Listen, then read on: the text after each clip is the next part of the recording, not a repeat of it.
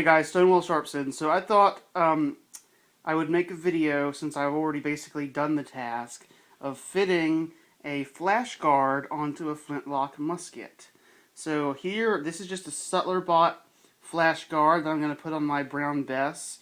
You don't want to get the blank ones unless you have your own stamp. That's just sort of a nitpicky thing amongst reenactors. You want to get the ones that are stamped with the royal crown here.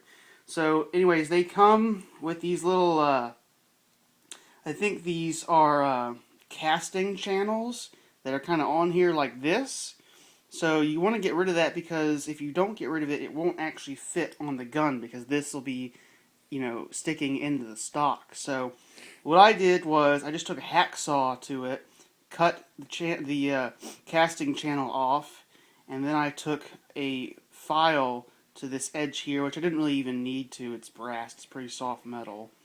And so here is this Flashguard, which we're going to put on this gun.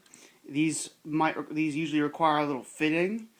So now I'll show you how to take the frizzen off. So this is also a routine maintenance thing with Flintlocks.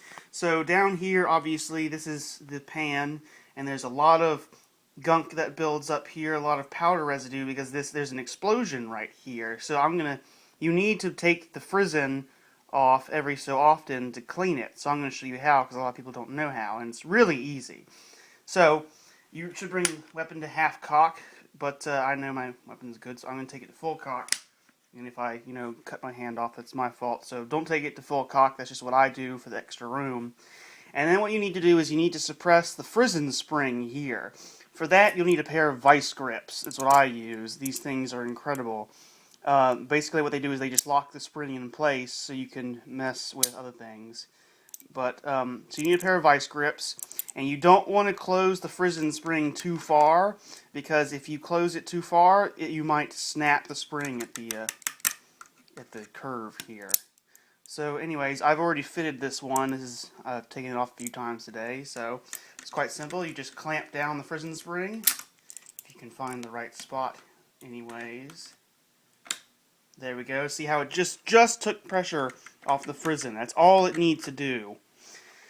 So then you just take a flathead screwdriver, unless for some weird reason you have a Phillips head screw on your frizzen screw, and you take this screw out. And, oh, by the way, the reason why you need to do this is because if you don't take pressure off the frizzen spring when you do this, you'll damage the threads on the frizzen screw, which would be bad. So here's your frizzen, and generally, even if you do a pretty thorough job cleaning your Flintlock musket, if you don't take this part off, there'll usually be powder residue all up in here and in this area. I've already cleaned it out a few minutes ago before I thought to make this video, and it wasn't that bad because I do a pretty good job cleaning my guns, but as you can see, there's still some nastiness there. And so, having cleaned that area out and all, I'm going to attach this Flashguard. So, put the frizzen back where it's supposed to be, right about here-ish, and then put the Flashguard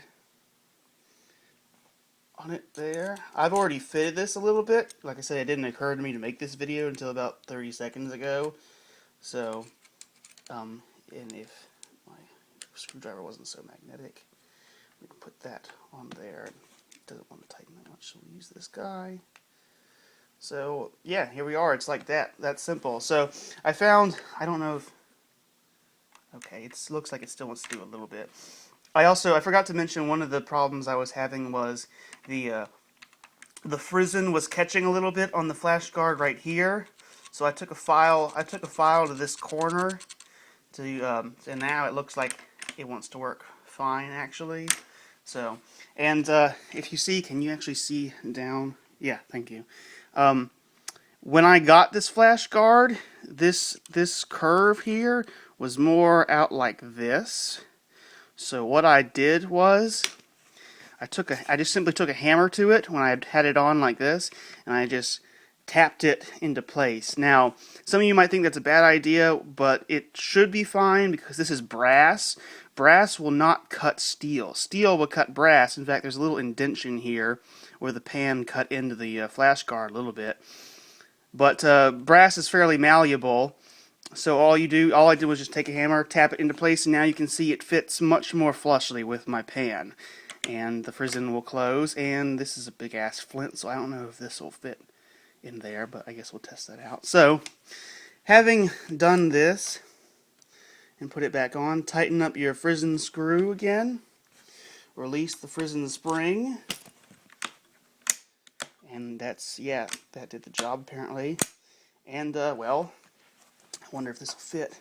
Anyway, not bad. So, anyway, that's about it, and as you can see, I now have a functioning Flashguard on my musket.